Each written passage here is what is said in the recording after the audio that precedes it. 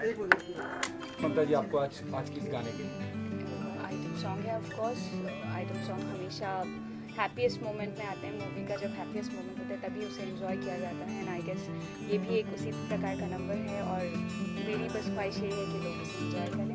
ममता जी, क्या लगता है कि आइटम सॉन्ग से आपका एकदम नाता जुड़ गया, यानी जब ममता नाम लिया जाता है तो लगता है कि बस फेविकोल नाम नहीं बनना अच्छा है ना, आइटम सॉन्ग्स में ममतामयी आइटम सॉन्ग आ गए हैं अभी। So I feel good, I feel great कि लोगों की खुशियों में शामिल होने का मौका मिलता है इन गानों के थ्रू। प्लस मूवी में भी आई थिंक जहाँ पे सबसे हाईएस्ट सेलिब्रेशन होता है वहीं उसी पॉइंट पे मूवी में भी आइटम सॉन्ग्स आता है, एंड सबसे बेस्ट आइटम डांसर्स यूज़ होते हैं, सबसे बेस्ट इक्विपमेंट्स, कोरियोग्राफर्स, सब चीज़ होती है, तो स्पेशल ट्रीटमेंट दिया जाता है। So I feel yes, these songs are really special. Mamata ji, जिस तरह से जो भी आइटम सॉन्ग गाती हैं काफ़ी हिट हो जाता है, क्या कुछ इरादा सा बना लिया कि रिकॉर्ड बनाना है आइटम सॉन्ग के अंदर? नहीं, एक्चुअली ये सारा श्रेय और क्रेडिट जाता है लिरिक राइटर्स को और म्यूज़िक डायरेक्टर्स को। जैसे कि जब मूवी बनती है सब लोग बोलते हैं हीरो ने हिट करा दिया, ऑफ कोर्स हीरो का भी फैन फॉलोइंग होता है, बट जो मेन मेहनत होती है वो डायरेक्टर की और स्क्रिप्ट राइटर की होती है सबसे ज़्यादा, कि उनकी सोची हुई चीज़ें, उनके दिमाग से की हुई चीज़ें सब दिखती हैं आपको, प्रतिबिंब दिखता है हीरो में और वो सामने आता है लोगों की, तो लोगों को लगता है हीरो ऐसे है। एक्चुअली वो स्क्रिप्ट राइटर का सोच का कैरेक्टर होता है। इसी तरीके से जब सिंगर कोई गाना गाता है तो वो सोचा हुआ एक्चुअली म्यूजिक डायरेक्टर का ट्यून होता है और लिखा हुआ लिरिक राइटर का होता है, लेकिन सारा क्रेडिट सिंगर को मिलता है। So I am really lucky कि मुझे वो क्रेडिट मिलता है। गाने मेरी वजह से अकेले हिट नहीं होते, आई थिंक उन गानों के पीछे बहुत बहुत मेहनत होती है। ये गीत भी अमिताभ रंजन जी ने लिखा है और मनीष सिन्हा जी ने इसे कंपोज किया है। बहुत ही खूबसूरत गीत है, उम्मीद रखती हूँ आपको पसंद। किस तरह की लाइनें हैं इस गाने में?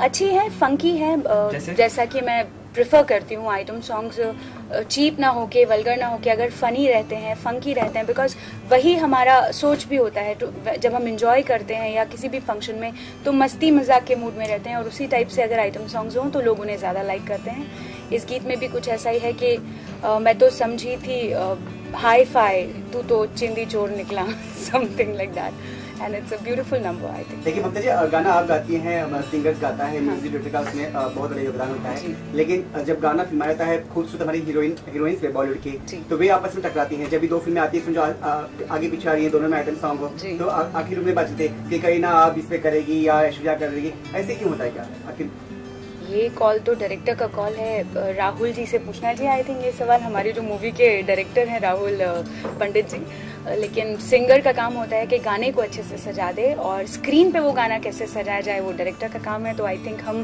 गाने को सजाने की इस वक्त प्लानिंग कर रहे हैं। ममता जी, आप मानती हैं कि आइटम सॉन्ग होने से फिल्म हिट हो साबित होती है? क्योंकि आजकल बड़े बड़े डायरेक्टर और बड़ी बड़ी हीरोइन जो है, जो प्रियंका चोपड़ा हाल ही फिलहाल में एक पिक्चर के लिए 2.5 करोड़ पे, मतलब सबसे महंगी हीरोइन साबित हुई है आइटम सॉन्ग के लिए, तो आप मानते हैं कि मतलब ये जो ट्रेंड बदला है, मुन्नी बदनाम से सर आपने बदला है, चेंज किया है? नहीं, आई डोंट थिंक ये पब्लिक ने बदला है। मुन्नी बदनाम भी अपने आप में बहुत फ़नी और फंकी गाना था, और लोग फ़नी आइटम्स को हमेशा लाइक करते हैं बिकॉज वो अपनी रोज़मर्रा की ज़िंदगी से उसको कंपेयर कर पाते हैं, रिलेट कर पाते हैं, इसलिए वो लोग उसको ज़्यादा इंजॉय करते हैं। ट्रेंड किसी के बस का नहीं बाबा बदलना, अदरवाइज़ हर साल सब लोग ट्रेंड बदल सकते थे। वी नेवर नो कि कौन सा गाना आएगा और एक लहर लेकर आएगा इनकलाब की। तो इसलिए गाना बनता है, गाना अच्छा होना चाहिए, मूवी अच्छी होनी चाहिए। ऑफ कोर्स आइटम नंबर गाने अगर होते हैं मूवी में तो मूवी को बहुत बाउंस मिलता है, but again it depends on the lyrics, on the composition, on the picturisation of the song. तीनों चीज़ें काफ़ी मायने रखती हैं। ममता जी, आपने कई सारे आइटम सॉन्ग्स गाए हुए हैं, तो आपको ऐसा कोई आइटम सॉन्ग जो ऐसे हीरोइन के ऊपर आप पिक्चराइज करना चाहते हो, लाइक ऐसे कोई बॉलीवुड की हीरोइन? अभी तो बहुत सारी हैं मैंने गिनती के 2 या 3 लोगों के लिए अभी तक गाया है जो पिक्चराइज्ड है। मलाइका मैम के लिए गाया है, करीना के लिए गाया है, अभी रिसेंटली जंजीर में गाया है फॉर प्रियंका चोपड़ा। अभी तो काफ़ी सारे हीरोइंस बाकी है, और मैं खुद न्यू कमर। हीरोइन का नाम आप कहना चाहेंगे जिसके कोई ऐसी हीरोइन जिसे ममता खुद चाहती है कि भाई इस हीरोइन पे मैं अपनी आवाज़ दूँ? सब, आई थिंक कोई एक नहीं है। I really love everyone. मुझे जब सब पे आवाज़ आएगी तभी तो मैं डिसाइड कर पाऊंगी कि मेरी आवाज़ किस पे सबसे ज़्यादा अच्छी लगती है। सो आई थिंक अभी तो सबके लिए गाना है। आइटम सॉन्ग के अलावा भी जो गाने होते हैं वैसे भी गाने, मतलब आपके आइटम सॉन्ग तो सभी हिट होते हैं, लेकिन जो आइटम सॉन्ग के अलावा जो गाने होते हैं तो उस तरह की गाने की तैयारी करें कि मतलब वो गाने भी मेरी हिट हो, उससे भी मेरी पहचान बने? कोई सिंगर पहली बात तो डिसाइड नहीं करता कि हम सिर्फ आइटम सॉन्ग गाएंगे या सिर्फ मेलो गाएंगे, ये डिसीजन सब लोग मिल के लेते हैं। I think director, producer, heroine, hero सब लोगों का पर्सनल डिसीजन होता है कि भाई ये सिंगर की आवाज़ आइटम्स में अच्छी लगती है, ये सिंगर की आवाज़ मेलो में अच्छी लगती है। एंड जिस दिन आई थिंक उनको लगता है कि नहीं अभी ये आइटम काफ़ी गा लिया है, अभी कुछ और भी ट्राई करना चाहिए इस आवाज़ में, तो वो लोग उस सिंगर से दूसरा भी गवाते हैं। And I think I am too new for that कि लोग सोचे अभी तो आइटम से ही दिल नहीं भरा है, तो जब जिस दिन उससे दिल भरेगा तब कुछ और सोचेंगे। सिंगर आप मानते हैं कि आपका किसी से कंपटीशन है सिंगर में? सिंगर्स का कभी कंपटीशन नहीं हो सकता भाई। मूवीज का हो सकता है, हीरो हीरोइंस का हो सकता है, लेकिन सिंगिंग में कभी भी कंपटीशन नहीं हो सकता। मैं आपको रीज़न देती हूँ, आवाज़ें सब अलग हैं। अगर एक सी आवाज़ हो तो आप एक ही गाना सबको देख के अलग अलग गवा के पता कर सकते हैं कि भाई आवाज़ तो सेम है, किसने अच्छा गाया, किसने बेटर गाया।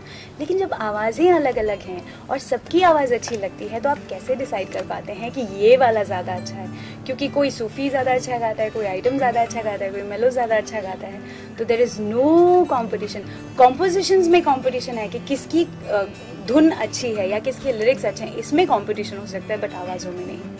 आइटम सॉन्ग की अगर बात की जाए तो आइटम सॉन्ग टीआरपी बढ़ाते हैं फिल्म के, बट बीच में ऐसी खबरें थी कि आइटम सॉन्ग वल्गरिज्म को भी ज़्यादा बढ़ावा देते, इसलिए ए सर्टिफिकेट देने वाले थे सेंसर बोर्ड, बट ये ए सर्टिफिकेट दिया नहीं गया। आपके क्या रहे इस पे? मैंने तो खुद अभी भी थोड़ी देर पहले भी बोला कि आइटम सॉन्ग मुझे खुद पर्सनली लाइट हो तो अच्छे लगते हैं। मुझे नहीं लगता कि आपको आइटम सॉन्ग्स को वल्गर करने की ज़रूरत पड़ती है, बिकॉज हिंदुस्तान में ही नहीं, आई थिंक पूरी दुनिया में कोई भी लाइक नहीं करता कि कोई चीपो गाने पे ज़्यादा नाचे या वल्गर गाने पे ज़्यादा नाचे।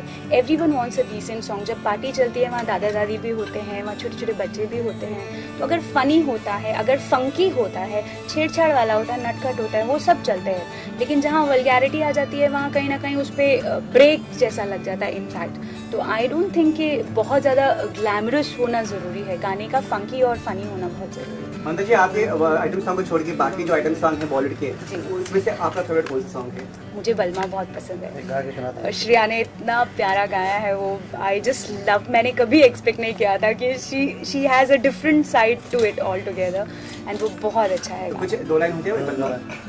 मैं मेरी आवाज़ में अजीब लगेगा तो, because I am a fan of Shreya for that song. Like fire brigade मंगवा दे तू, अंगारों पर है अरमां, ओ बलमा, that's it, only this much. अच्छा, जाते जाते ये एल्बम का भी आप जो अभी रिकॉर्ड करें उसके भी गाना गा दीजिए। बिल्कुल, डेफिनेटली। गाना है मैं तो समझी थी हाय फाय, तू तो चिंदी चोर निकला, चिंदी चोर निकला। This is the song. Thank you so much. Pleasure.